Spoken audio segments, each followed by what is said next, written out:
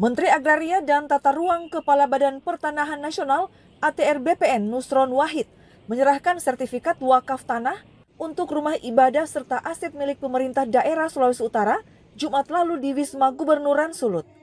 Selain penyerahan sertifikat, Menteri Nusron Wahid juga melakukan penandatanganan MOU dan perjanjian kerjasama antara Kepala ATR BPN Sulut Eri Juliani Pasore dengan tokoh-tokoh lintas agama.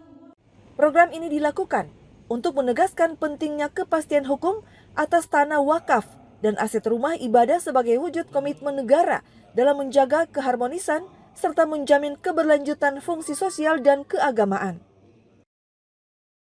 Untuk memberikan sertifikat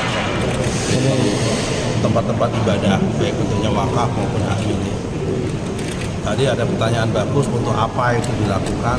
Untuk melakukan sekuritisasi atau keamanan atas aset-aset masyarakat yang berupa tempat ibadah, supaya ke depan nggak konflik, ke depan tidak diserobot orang, terutama pada saat aset tersebut atau tanah tersebut sudah mempunyai nilai ekonomi tinggi.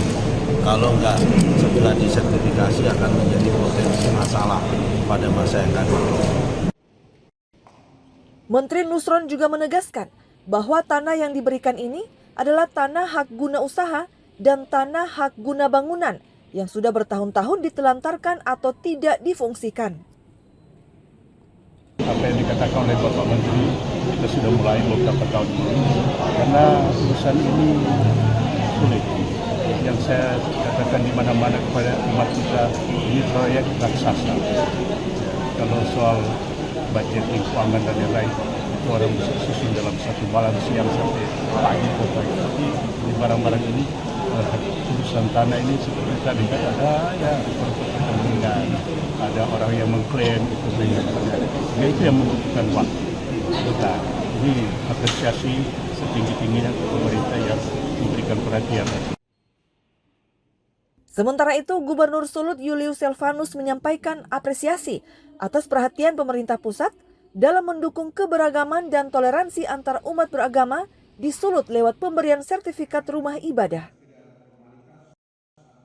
Ya, atas nama pemerintah Provinsi Sulawesi Utara kami mengucapkan terima kasih ya, karena tadi kita sama-sama saksikan Bapak Menteri itu sudah membagi-bagikan ya sertifikat kepada tempat ibadah ya. Dan tentunya kami juga baru selesai tadi dengan Bapak Menteri.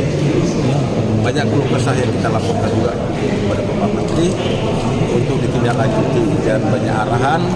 Ke depan kita berharap semua milik negara tersertifikat. Penandatanganan tersebut melibatkan Majelis Ulama Indonesia MUI, Ketua Sinode Gemim, Perwakilan Gereja Katolik, serta Ketua Umum Pucuk Pimpinan Kerapatan Gereja Protestan Minahasa. Penyerahan sertifikat rumah ibadah ini merupakan upaya percepatan pendaftaran tanah sistematis lengkap atau PTSL yang terus digenjot pemerintah untuk memperluas kepemilikan tanah di seluruh Indonesia. Irham Damopoli melaporkan dari Manado.